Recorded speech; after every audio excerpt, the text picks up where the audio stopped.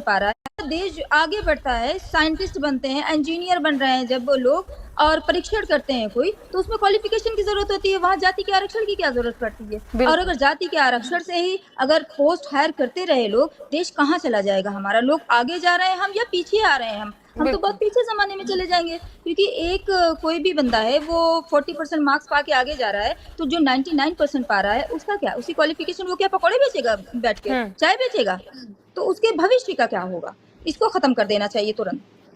अब देखिए, यहाँ पर अगर पॉलिटिकल चश्मे से देखने की कोशिश करें, राजनीतिक चश्मे से, तो राहुल गांधी कह रहे हैं कि जो ये आरक्षण है उसको 50% कर देना चाहिए।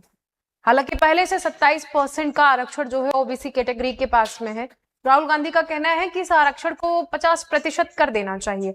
आप क्या समझते हैं, क्या आरक्षण को वाकई में 50% करने की जरूरत है देश के अंदर? नहीं, बिल्कुल ज़रूरत नहीं है। राहुल गांधी जी को मुझे लगता है कि वोट चाहिए, वोट बैंक की राजनीति कर रहे हैं, और इस वोट बैंक की राजनीति में वो चाह रहे हैं कि हम उनके फेवर में बोलेंगे तो इलेक्शन करीब है, वोट कास्ट हो जाए उनकी पार्टी के फेवर में।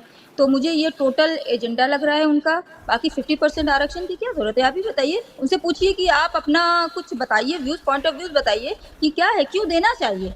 आप कोई भी विपक्ष होगा तो उनसे सवाल ये ज़रूर करेगा कि क्यों भाई, अगर कोई आप चीजें समर्थन कर रहे हैं तो क्यों कर रहे हैं, इससे समाज का क्या भला होगा, स्टूडेंट का क्या भला होगा, छात्रों का क्या भला होगा, और देश में जो पोजीशन होंगी लोगों की, जो रैंकिंग होगी, वो क्या है इससे बेनिफिट। और इसका जवाब मुझे नहीं लगता कि राहुल गांधी जी के पास होगा। चलिए ठीक है, आखिर में आपसे जानना चाहेंगे कि जो ये रिजर्वेशन हटाओ आंदोलन की शुरुआत की गई है, ये आने वाले दिनों में किस तरीके से तेजी पकड़ता देखा जा सकता है?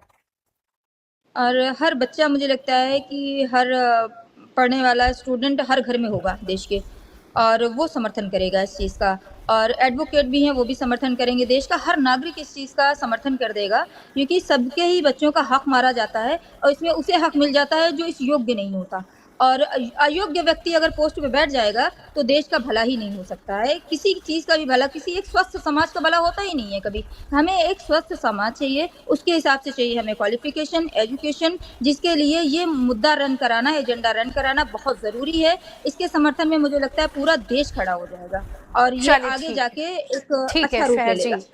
ठीक है, चर्चा में आप शामिल हुए, हमारे साथ इतने लंबे वक्त तक आपने चर्चा की, उसके लिए बहुत शुक्रिया।